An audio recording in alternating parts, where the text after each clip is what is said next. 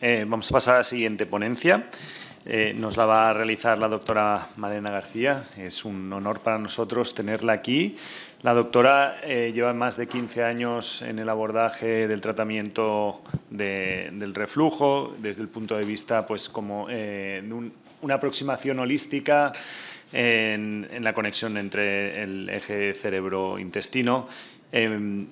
Se formó en el Hospital el Clínico de San Carlos de Madrid y luego tiene la tesis doctoral es doctora cum laude por la Universidad Complutense de Madrid.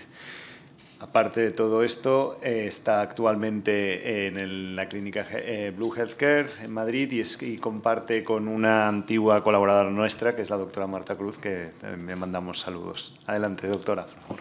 Bueno, pues lo primero, muchísimas gracias. Primero a Rocío por ser tan valiente y por todo el esfuerzo de esta jornada, por todo el trabajo que hay detrás. Gracias de verdad. Gracias al doctor Turró por esta acogida tan cariñosa, al Endogroup.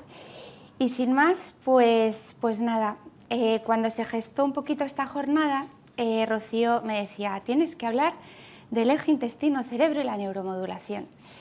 Y es verdad que le dije, bueno, menudo marrón me has metido, pero bueno, aquí estamos, ¿no? Ahora está muy de moda, pero los que nos dedicamos de toda la vida a esto, cuando antes era el patito feo, pues ahora es verdad que estamos en un momento álgido que es un cisne, entonces vamos a aprovechar este tirón y a ver si...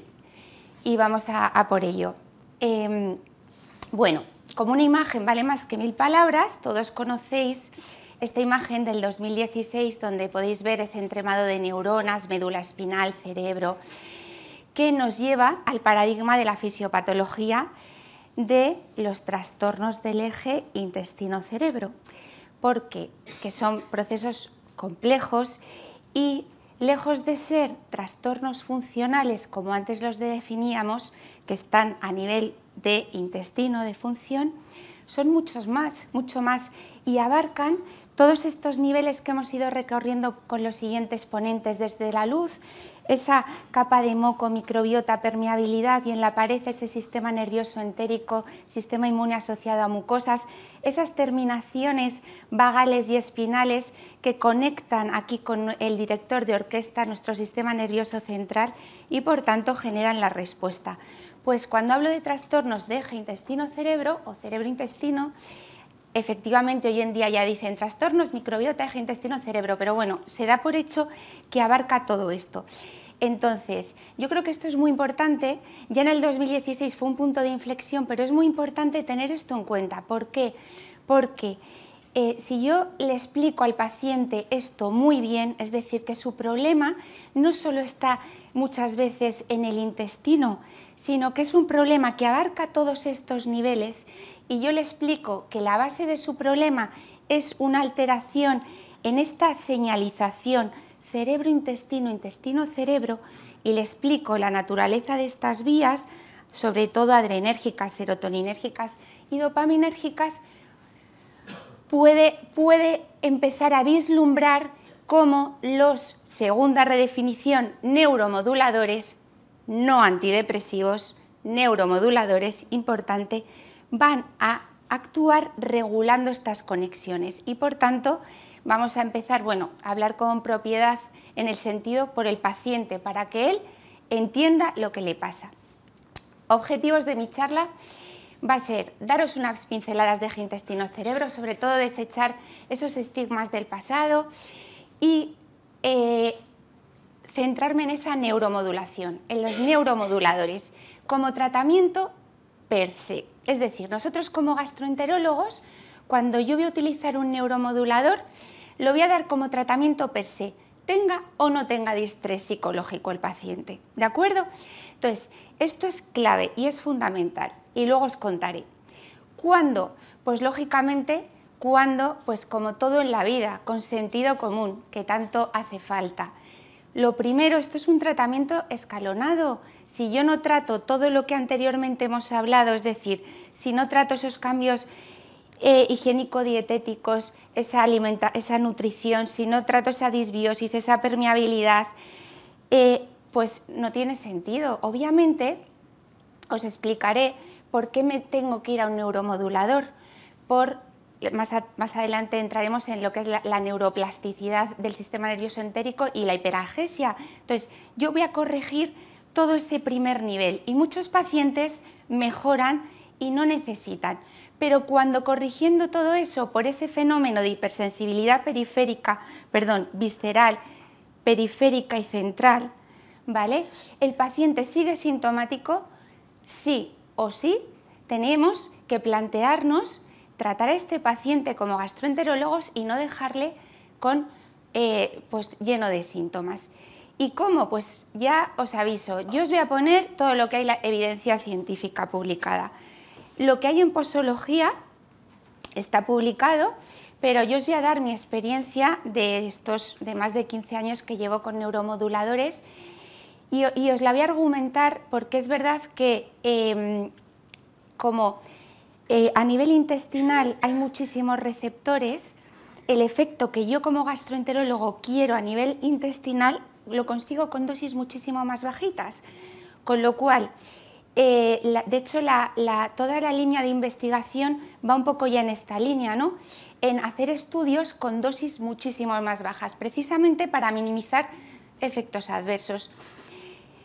Y por último, pues unos tips para que llevéis a casa.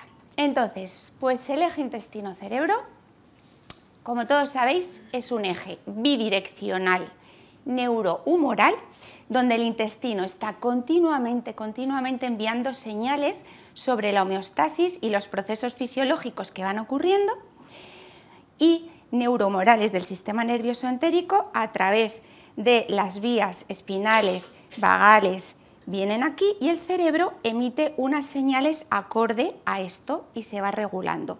Pues bien, cuando hay una alteración, lo que hay es se desregula, hay un proceso, hay una alteración en esta señalización, de tal forma que vamos a ver cómo va a haber hiperalgesia visceral, hiperalgesia periférica e hiperalgesia central.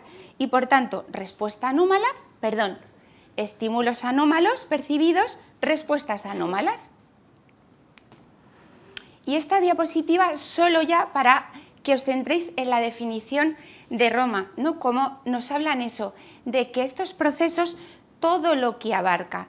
Entonces, es muy importante transmitírselo y explicárselo al paciente.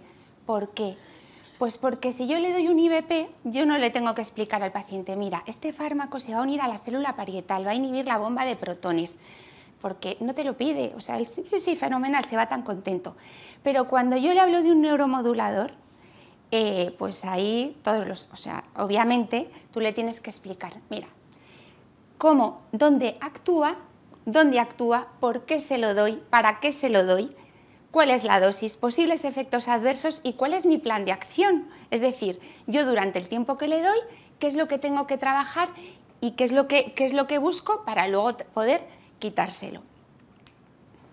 Y es que no hay que olvidar pues, que son afectan estos trastornos hasta un 40% en un momento dado, que hasta un 20 o un 25% tienen una intensidad moderada severa y que son precisamente en estos pacientes donde todos sabemos que esos tratamientos de primera línea son limitados. ¿Por qué? Porque son en estos pacientes donde una vez resuelto la sopa inflamatoria que todos conocemos por la base fisiopatológica del síndrome posinfeccioso, ¿no? Una vez resuelto eso, cuando hay esa hiperalgesia visceral, periférica y central, hay ¿qué es lo que hago? ¿No? Pues para esto están los neuromoduladores.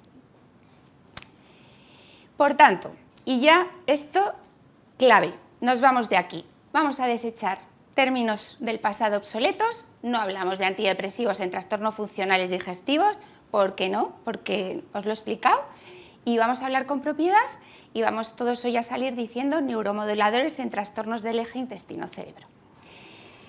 Y es que lo más importante es en la consulta, y es lo que a mí me lleva más tiempo, es explicarle al paciente qué es lo que le pasa. Y yo, es verdad que os invito a que esto lo probéis, porque si yo le explico al paciente en qué consiste su trastorno, le puedo explicar el por qué le voy a dar un neuromodulador. Modelos hay muchísimos. Modelos del reflujo, si lo veis, es básico, ¿no? Pues los dibujos que habéis visto. Reflujo erosivo, pero si ya nos vamos, ¿no?, a una pirosis funcional, vamos a explicárselo al paciente. Pues mirad, yo os voy a decir cómo yo se lo explico. A mí me funciona, pues espero que a vosotros también. Entonces, yo les hago un dibujo del esófago, el estómago, el intestino delgado, colon, les dibujo el hígado, vesícula biliar, páncreas y bazo, y les explico el proceso de la digestión con la fase cefálica, Y entonces yo siempre les digo, los trastornos digestivos los podemos clasificar básicamente en orgánicos, cuando hay una lesión en el órgano que vemos macroscópicamente, o sea que, y eso lo entienden fenomenal, y todos quieren tener eso, pero la mayoría no lo tienen, o trastornos del eje intestino-cerebro. Y para entender eso, macroscópicamente no lo veo, pero tengo que coger un microscopio y si yo hago un corte a cualquier nivel de mi tubo digestivo, ¿qué es lo que voy a ver? Y les dibujo dos niveles. Primer nivel, donde va el alimento, sale la luz, una capa de moco, mi microbiota, mis células, mis uniones que configuran esa permeabilidad, y en la pared. Y en la pared lo que más hay, muchas cosas, pero lo que más hay son neuronas. Neuronas con miles de terminaciones nerviosas, motores y sensitivos que engarzan la capa muscular y que configuran mi sistema nervioso entérico. Y posterior lo que más hay es mi sistema inmune asociado a mucosas, de tal forma que microbiota, segundo cerebro, que eso les encanta, y sistema inmune continuamente están dándose información, regulando a través de terminaciones espinales vagas, vienen aquí, y aquí se emite una respuesta. Pues bien, en una biología dada, todos nacemos con una configuración dada. Hay que tener una cierta predisposición. Factores que nos van a afectar en cualquiera de estos niveles, bien factores físicos, pues como es un proceso infeccioso que altera la microbiota, consumo excesivo de antibióticos, bien estrés mantenido, bien factores que afectan directamente al sistema inmune, cualquiera de ellos. Generalmente estos procesos, como sabéis, son multifactoriales, ¿de acuerdo? Me van a generar una respuesta inflamatoria, una sopa inflamatoria. Esa sopa inflamatoria yo puedo, en base a esos factores, voy a tratarla, ese nivel 1, como ya han explicado, pero el sistema nervioso entérico tiene neuroplasticidad. ¿Qué significa eso? Que se ha visto que aunque yo cure, yo restablezca este primer nivel, se quedan excitadas ciertas terminaciones nerviosas. No solo hiperalgesia visceral aquí, sino que hay una hiperalgesia periférica y una hiperalgesia central. Y esto, la hiperalgesia central, fijaros, es crucial. ¿Por qué? Porque yo en condiciones normales tengo mecanismos inhibitorios fisiológicos para no estar sintiendo todo el rato mis procesos digestivos. O sea, yo tengo mi tubo digestivo, lo registro aquí, mi corazón, todas mis vísceras. Si yo estuviera notando todo el rato los estímulos, me volvería loco. Pues para eso están estos sistemas inhibitorios. Pues bien, en trastornos de eje intestino-cerebro se ha visto que esos mecanismos están inhibidos. Entonces aparece el fenómeno de alodinia, es decir, yo no tengo que notar mi aparato digestivo, estamos diseñados para no notarlo. El paciente que nota la digestión, que incluso si tiene un poquito de gas, doctora, es que estoy lleno de gases, hinchado, ¿no? Y muchas veces es, claro, esa inflamación, esa excitación que está notando la alodinia, ¿no?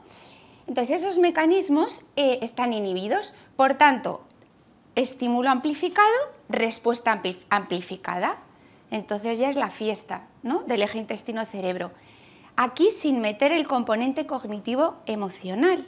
Pero cuando entra el componente cognitivo-emocional, ¿qué es lo que ocurre? Que son warning, alarmas internas, warning, warning, warning, que hacen que el paciente inconscientemente tenga su foco continuamente aquí. Me he ido, no pasa nada. Esto retroalimenta hiperalgesia visceral periférica y central, aumenta la ansiedad, aumentan los síntomas, hipervigilancia y entro en este bucle que todos habéis visto a los pacientes. Entonces, en este bucle, ¿vale? Una vez tratado ese primer nivel, cuando no hay respuesta o cuando el paciente sigue bucleado, puedo mandarle, como muchos, al psiquiatra, pero creo que como gastroenterólogos no es nuestra misión. ¿Por qué? Porque no se sabe qué es primero, el huevo y la gallina. Entonces, para eso está precisamente esta charla, los neuromoduladores. Entonces, esta diapositiva explica muy bien por qué los neuromoduladores son dianas terapéuticas. Porque hemos visto que hay hiperagesia visceral, central, pero está esa parte, ese procesamiento del componente emocional del dolor, donde participan muchísimas, ¿no? Amígdala, ínsulo, hipocampo, ¿vale? De tal forma que el estímulo, o sea, la percepción del dolor se ve muy influenciada por esos procesos conectivos y afectivos. Y, por tanto, si estas vías, que son vías de base adrenérgica, serotoninérgica y dopaminérgica, ¿de acuerdo?, son las que participan, ¿de acuerdo?, yo con ese neuromodulador, el objetivo que tengo no es como un antidepresivo a dosis mayores por recaptación de aminas, no. Es por esa modulación que tiene a nivel del dolor, por el efecto que tiene a nivel gastrointestinal en la motilidad, que lo veremos, y por los efectos que se están viendo como antiinflamatorio. Y para mí esta es la charla, pues yo creo, la diapositiva más importante, porque si entendemos que el sistema nervioso central y entérico tienen el mismo origen embriológico, que comparten receptores y neurotransmisores, podemos entender que estos neurotransmisores a nivel intestinal tienen una función en la motilidad, aumentan la motilidad o la disminuyen, distinta a otros niveles a nivel central. Y que, por tanto, también es muy importante explicarle no solo eso, sino esa parte de componente cognitivo-emocional que yo les explico a los pacientes con esta imagen del oso. Y les digo, si yo voy caminando por un camino con un guarda forestal que está lleno todo el día con osos y voy yo, cuando vemos el oso, el guarda forestal posiblemente ni lo vea o ni se inmute, y yo voy a tener una respuesta de cortisol a tope que me voy a poner taquicárdica. Es decir, que ante un mismo estímulo, esa parte, ese componente cognitivo y emocional participan en que la respuesta sea diferente, y por tanto esa parte de hiperalerta, de hipervigilancia, con terapias adyuvantes, como es una terapia cognitivo-conductual, como es el doctor Michel, a continuación nos dará unas cositas súper interesantes, pues se puede modular y se puede trabajar. Entonces, yo como neurogastroenterólogo lo que voy a hacer es romper este bucle, que el paciente nota menos su aparato digestivo, pero posteriormente el paciente va a tener que trabajar todo este componente. Y es que no son solo antidepresivos, como antidepresivos inhiben la recaptación de aminas, pero es que tienen un efecto muy potente a nivel analgésico, porque es que inhiben esa transmisión de señal nociceptiva por estos mecanismos, pero es que además tienen un efecto en la motilidad intestinal, ¿vale? Y esto, hay estudios, está todavía un poquito más en pañales, pero se está viendo un importante efecto antiinflamatorio. Y todo esto que os he contado en pacientes sin distrés respiratorio, sin distrés psicológico.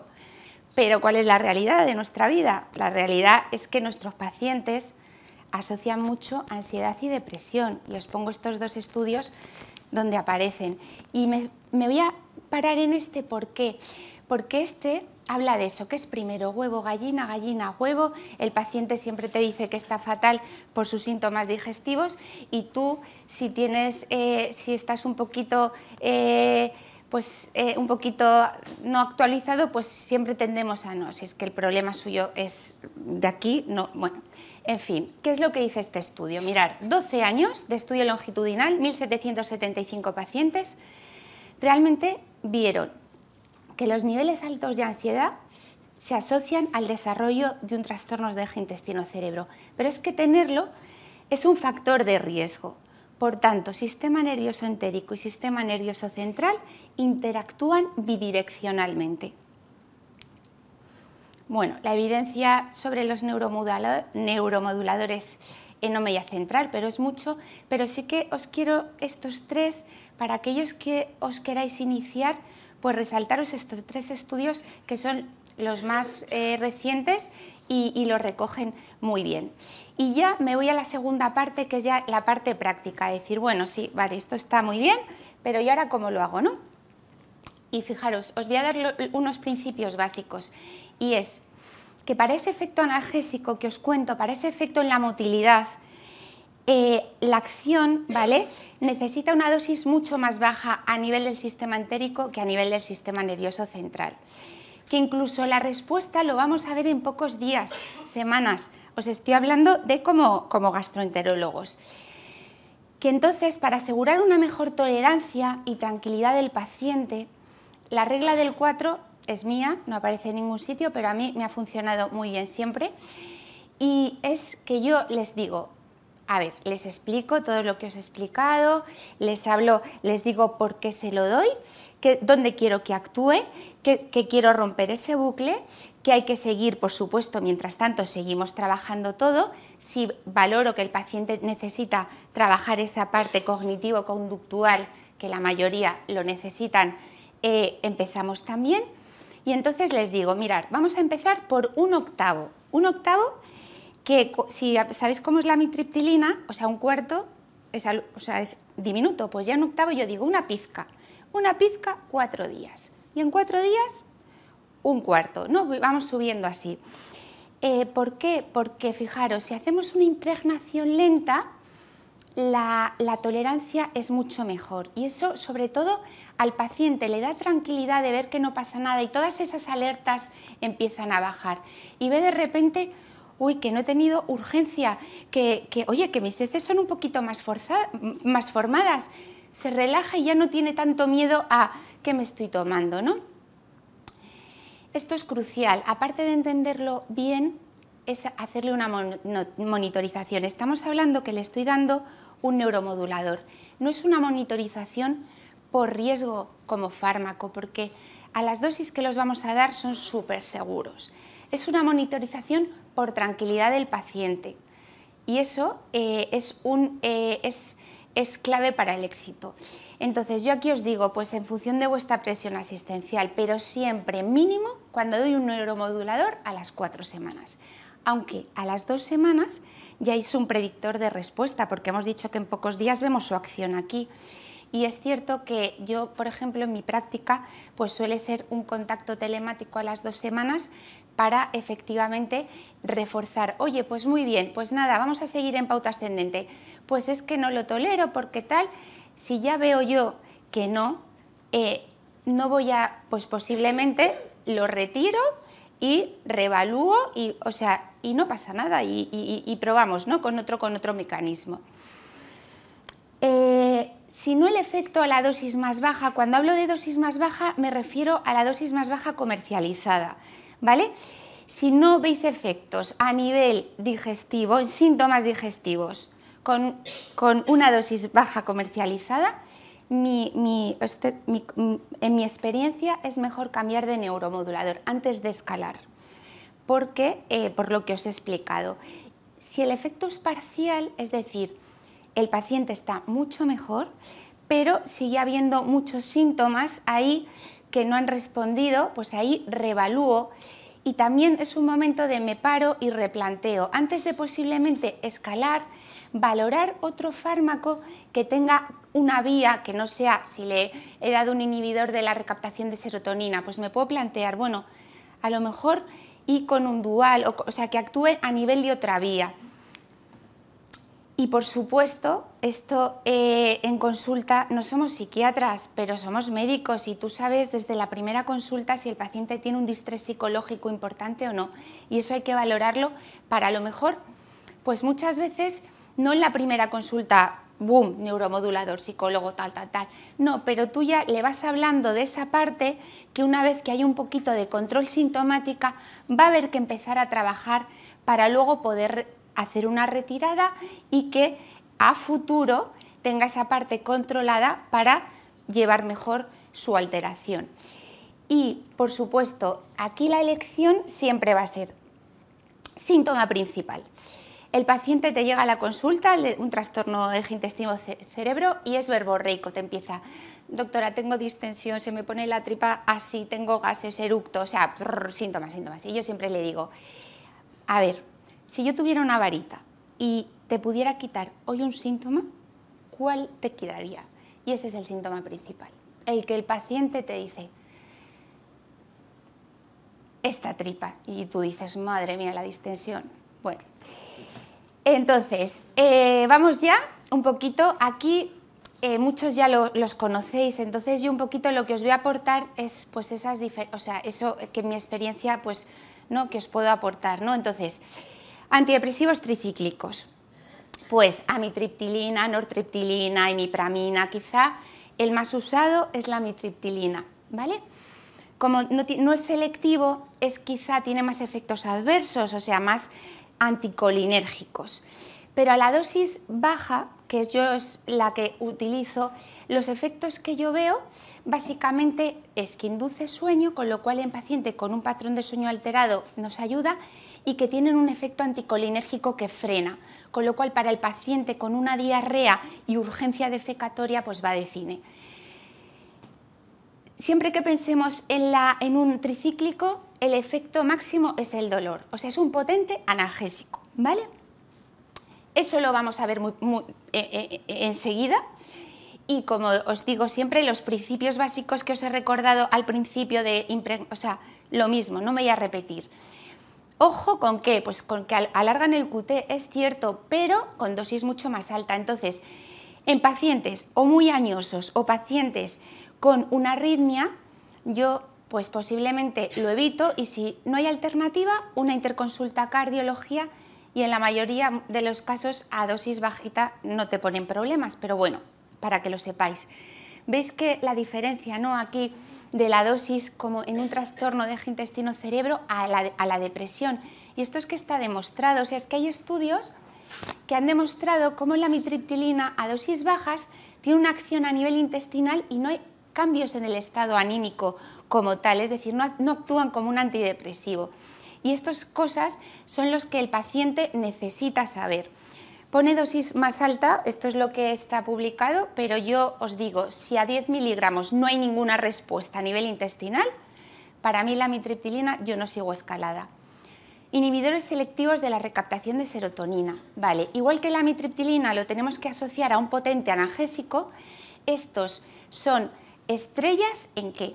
Pues en el paciente que vemos con una ansiedad disparada, un paciente TOC, o sea, el paciente TOC es el que se le ve muy rumiante, o sea, muy obsesionado con su hábito defecatorio, toda la charla es porque mi disposición es porque, o sea, que ves que dices TOC, ¿no? El paciente con fobia, o sea, ese es el perfil idóneo. A nivel de motilidad, ¿qué hacen? Aumentan la motilidad, con lo cual en pacientes con una tendencia al estreñimiento pues tiene un perfil buenísimo. Quedaros con que son muy seguros, a dosis bajas, impregnación lenta, se toleran bien y son seguros. Y yo clasifico como en dos grupos, ¿vale? Sertralina, citalopram y escitalopram, menos interacciones farmacocinéticas, con lo cual si yo puedo combinarlas con un antidepresivo tricíclico, mientras que la fluoxetina y la paroxetina tienen más, con lo cual no lo voy a combinar. Dosis que aparece, yo me ciño como siempre, dosis mínima.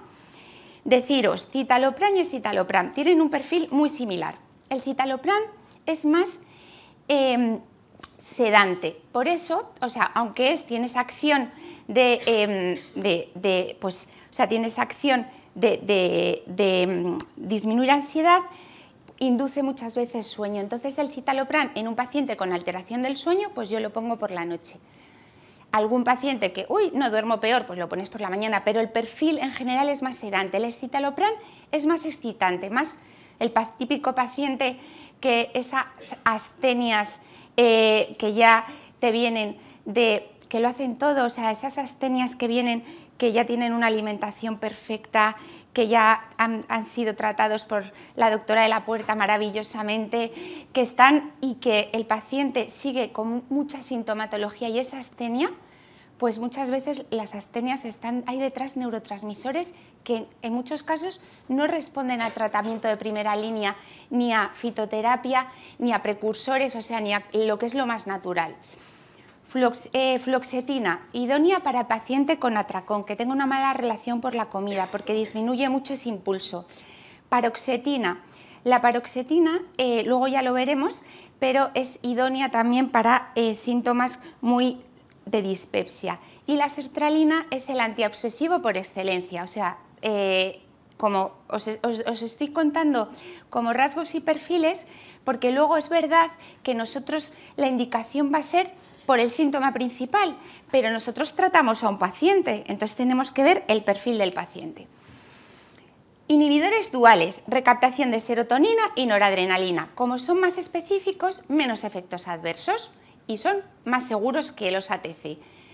Si he dicho amitriptilina, dolor, ISRS, ansiedad, estos tienen un efecto analgésico potente, pero tienen menor efecto a nivel de la motilidad, ¿vale? Y van muy bien, cubren muy bien dolor somático, como es lógico, porque hay mucha vía dopaminérgica ahí. Entonces, el perfil de paciente con además una fibromialgia, con mucho dolor somático. Efectos secundarios, vuelvo a repetir, a dosis bajas no tienes por qué tenerlo. Descritos están duloxetina, hipertensión, por tanto en un paciente con hipertensión pues no se lo voy a dar. Y luego están descritos, y es verdad que los duales, cuando tú empiezas a dárselo a un paciente, son un poquito activadores. Le puede pasar también con un ISRS, entonces hay que advertírselo al paciente, aunque vamos a dar dosis muy bajitas, y a veces si le agitan un poquito pero lo toleran bien, pues eso al inicio hasta la impregnación lo podemos tratar puntualmente con una benzodiazepina para que no le agiten tanto también. Y son muy útiles en depresión y ansiedad. Vuelvo a hablaros del tema de la posología, lo mismo. Nos vamos a los tetracíclicos, la mirtazapina. La mirtazapina tiene una acción fundamental a nivel de la motilidad. Hay muchísima evidencia cómo relaja el fundus, mejora vaciamiento gástrico y por tanto mejora el paciente hiporéxico que no tolera nada, con un IMC súper bajito, que todo le sienta mal. Pues la mirtazapina, si la tolera, es muy buen fármaco.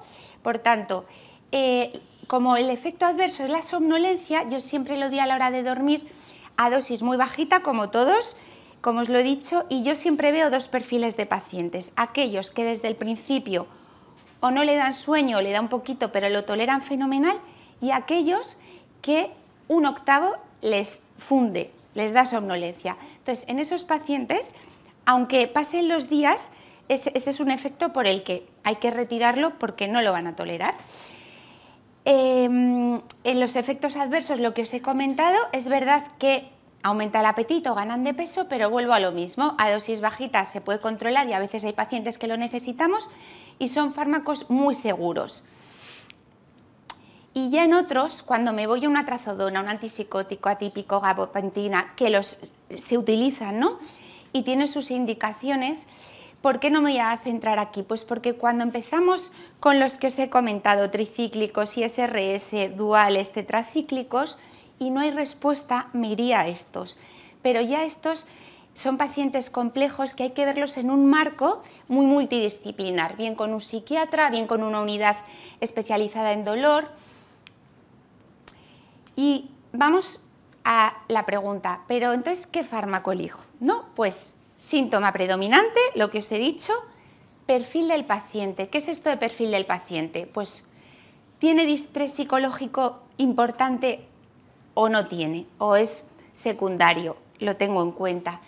¿Cuál es el patrón del sueño? ¿Tiene un sueño ya alterado por esta también, ¿no?, alteración o no? ¿Vale? ¿Cómo es su relación con la comida, su IMC? ¿Es un paciente hiporéxico o es un paciente que está reborondo y que se lo come todo? Pues ahí no le voy a dar uno que aumente el apetito. Y luego la tolerancia.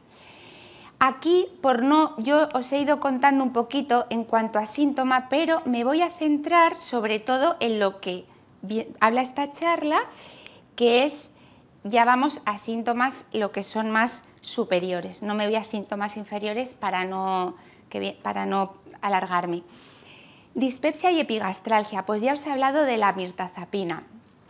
Y ahora me voy, por ejemplo, al globo faríngeo y a esa disfagia.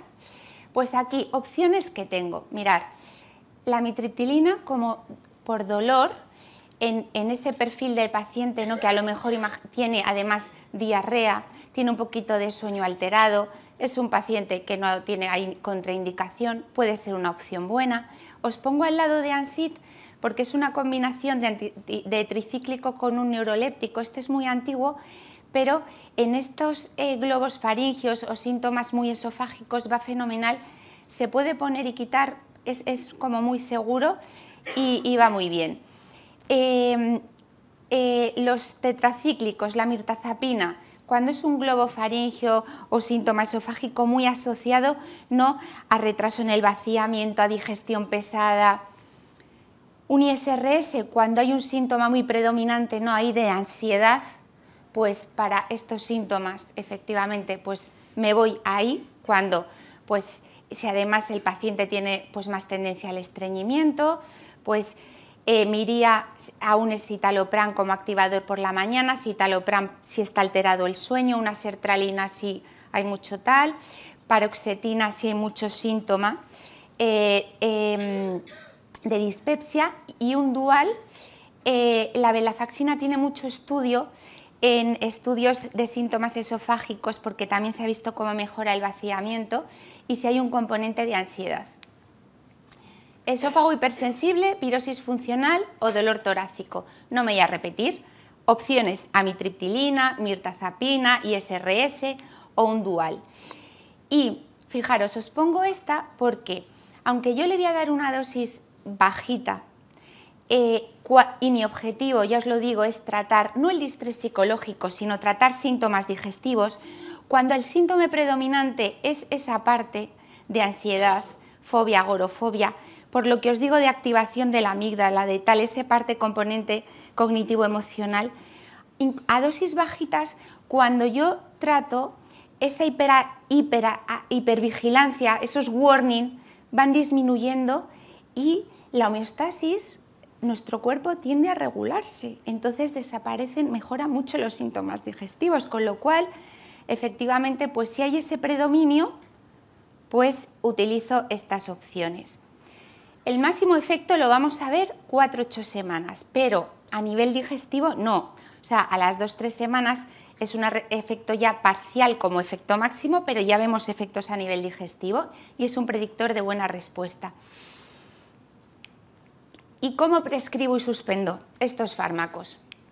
Pues lo que os he contado de la introducción, la regla del 4, reevaluar lo que os he dicho siempre a las 4 semanas, pero a las 2 semanas si puedo tener un feedback, pues también me da una idea.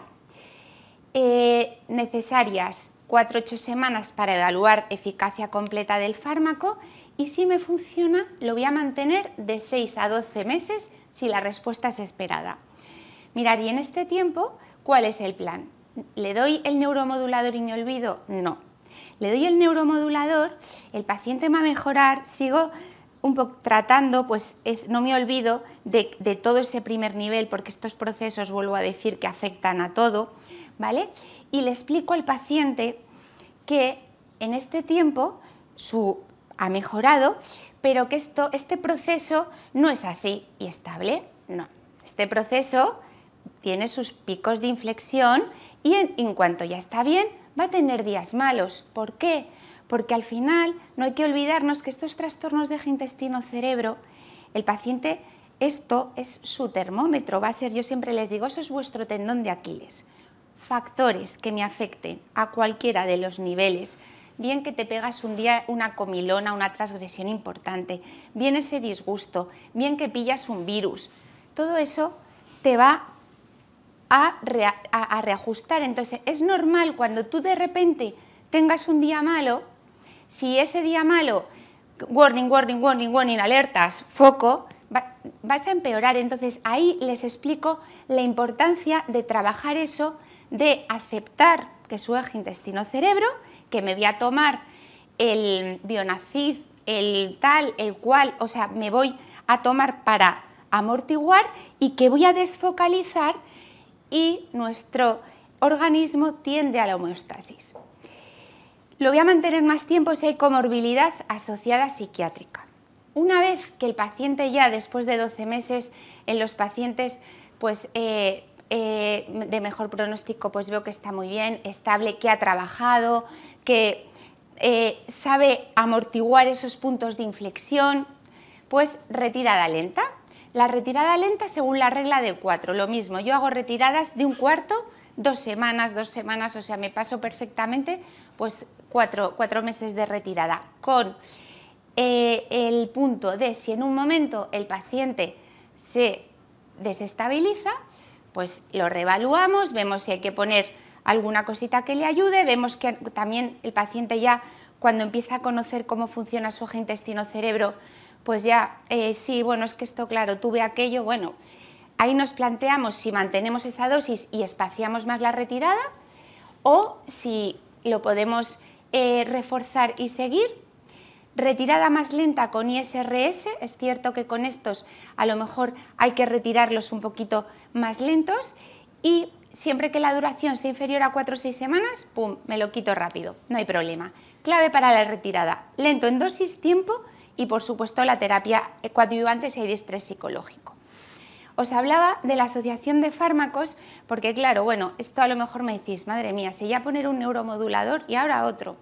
Entonces, pues esto es lo mismo, al final son estigmas que tenemos ahí, pero es que las vías son adrenérgicas, serotoninérgicas y dopaminérgicas. Entonces, con uno a veces hay muy buena respuesta, pero sigue habiendo mucha hiperalgesia visceral, el paciente nota mucho. Entonces, sí, ya corto, pues a combinar pues un poquito. Y si os quería decir aquí esto, en pacientes, por ejemplo, que vemos muchos TCA, sobre todo los que vemos nosotros, paciente, ese TCA típico, ese ARFID, que vemos que no tolera nada, que el paciente te asegura que le encanta comer, pero que es que no puede comer, que le haces una densitometría y tiene una osteopenia brutal y dices, pues eso, una asociación muy buena es la mirtazapina a dosis muy bajita porque disminuye, o sea, les ayuda a poder empezar a comer, con el escitalopram que baja ansiedad. Efectos secundarios, pues a dosis bajitas no os tenéis que preocupar. Yo no he tenido nunca un síndrome serotoninérgico y dosis bajas no hay que preocuparse. Y lo que le preocupa al paciente, pues la ganancia de peso, lo mismo, mucho más con estos 3 primeros que con los segundos, pero en general yo lo que os quiero transmitir, me encantaría que entendieras que son fármacos seguros y bien tolerados a dosis bajas. Por tanto, y ya, importante explicarle al paciente qué le pasa, por qué le doy el neuromodulador, con qué objetivo. A dosis baja, subida lenta y explicación, éxito asegurado. ¿Cómo voy a elegir el fármaco? Durante el tiempo, reforzar salud intestinal, componente cognitivo-emocional, una retirada lenta individualizada. Muchísimas gracias por vuestra atención, espero no haberos frito y si tenéis alguna pregunta. Muchísimas gracias, doctora. Bien, las preguntas en todo caso después, porque ahora nos tomamos demasiado retraso y no podemos.